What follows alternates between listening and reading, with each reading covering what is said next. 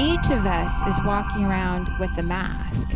Everywhere that we go, we have on this thing and we're talking with people. I'm going to share a little bit about my mask. Oh my gosh. Part of my mask was nobody will choose me to be with them because I'm Muslim. This is after 9/11. I'm so petrified sometimes to go anywhere because, oh my gosh, I'd never identified with the religion. Everything you could not like about a religion, I had found not to like, but I was born into it. It was so painfully obvious that I was. But no one's going to marry me because I'm Muslim. No one that I would want to marry. But also on my mask is I'm not good enough. I screw up so much. Holy cows, I just screw up. I hurt people. Remember that guy that I hurt? He cried and cried. Was it that guy that I had 5 friends commit suicide in high school? Not direct friends, but one of them I went out on a date with. Once. I rode on a ride. We went round and around and around. He committed suicide shortly thereafter. Holy shit, it's not safe to love me.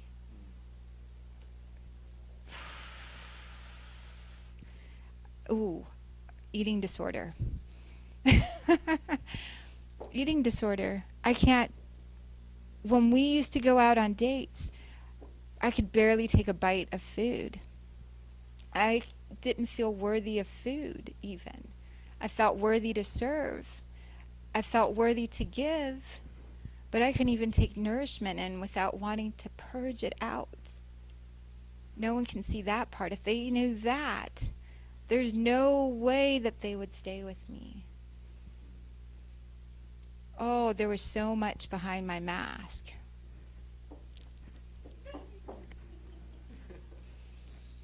I'll stand over here, but I can get a little bit close to you because I know that little piece about you not committing suicide or not hurting me and me not hurting you is possible because you're never getting married again. Those are part of my masks. It was deep and thick and a lot painted on. That I did grow up as a very emotional boy, and it was very hard for me to open up to people because the story in my head was I don't want to hurt them, but ultimately it was truly I don't want to be hurt, and I hurt so easily. And so I guess at that time, it was like 2 weeks before that, I'd met my ex-wife and her new fiance, and they were husband and wife. Yeah.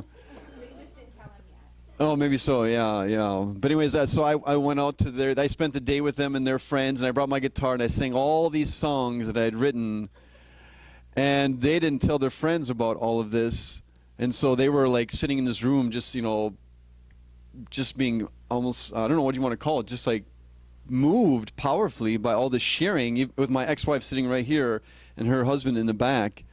And then at the end of that day, they were walking away holding hands and they kissed, and it was just like this, whoosh, I am no longer responsible for her.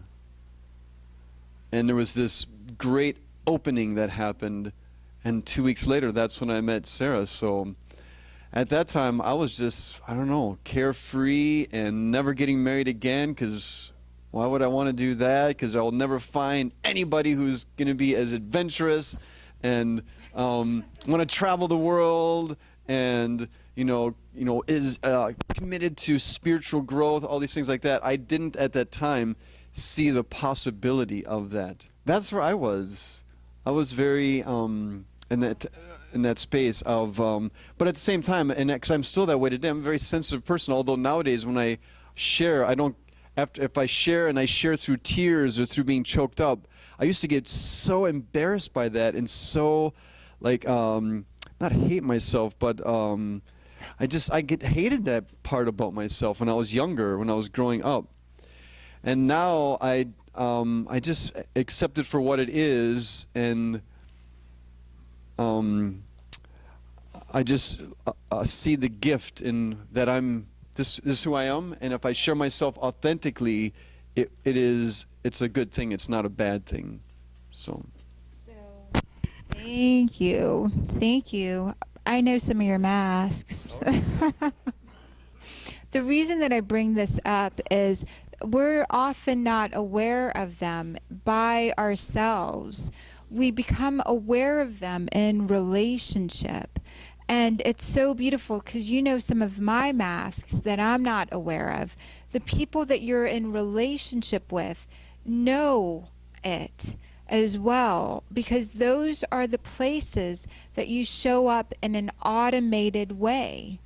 You show up not able to control a response.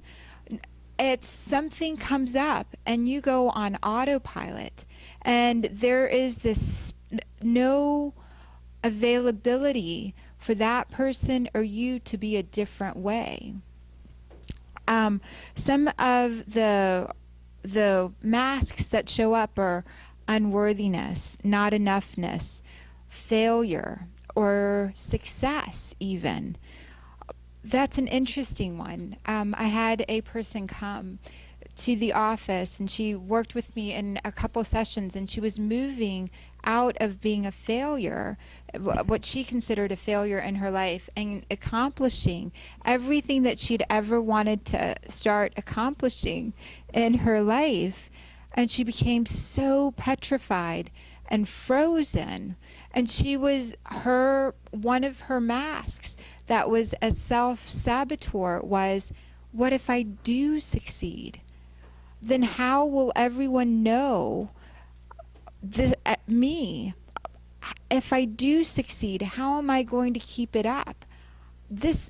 I'm a fraud. It isn't even real me, the successful me. Because one of her masks was, one of her masks always showed up as not enoughness, deep buried underneath there. And so if she was succeeding, there was some sort of people just weren't able to see her. There was some sort of fraud going on. Workaholic, and I would say that was one of my masks for a long time. Chaos. If you keep your life so chaotic that you keep yourself from authentically being seen, you keep yourself from being vulnerable, being a know-it-all, gambling, people pleasing. So many people walk around pleasing people because they don't want to really, if I told you no, then you won't like me. Or worse yet, you might like me, and that because I set a boundary with you, and then I'll have to keep up this energy. There's the perfectionist.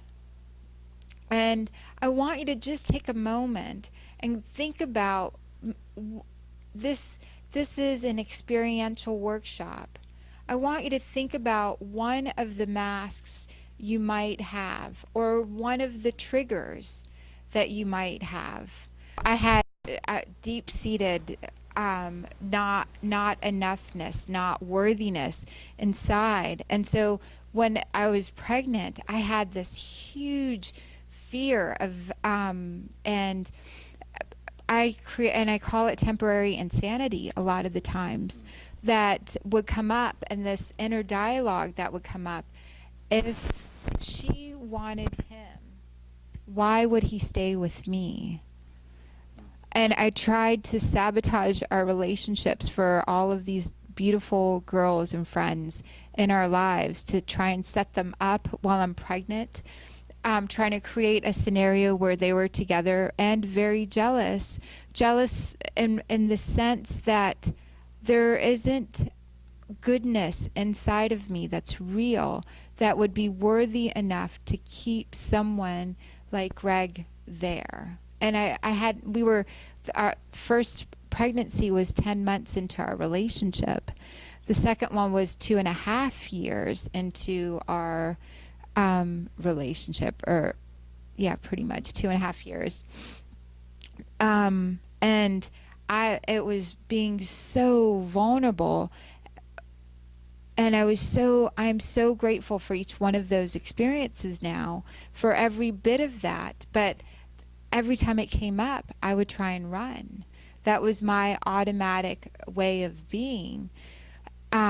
Was if I felt, and so the trigger was if I felt someone who wanted Greg, how could I make him happy? She could make him so much happier. I wasn't worth anything at this moment still, in my mind, although I was doing the work.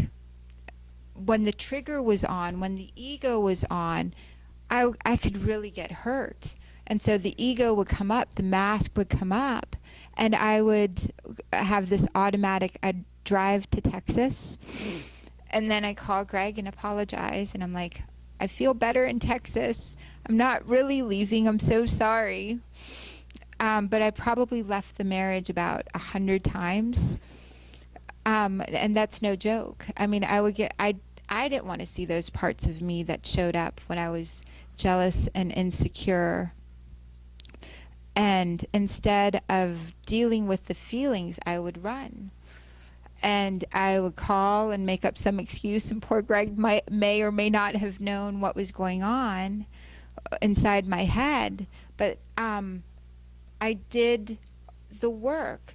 I figured out what the mask was in order to take it off. And so if I had enough of these, I'd have you go walk around the room and share what would be painted. In a longer workshop, we would paint our own little mask in order to take them off and share exactly what labels we have on them. I would ask you to lean into the discomfort of sharing what's there, what's underneath the mask. This is me underneath the mask.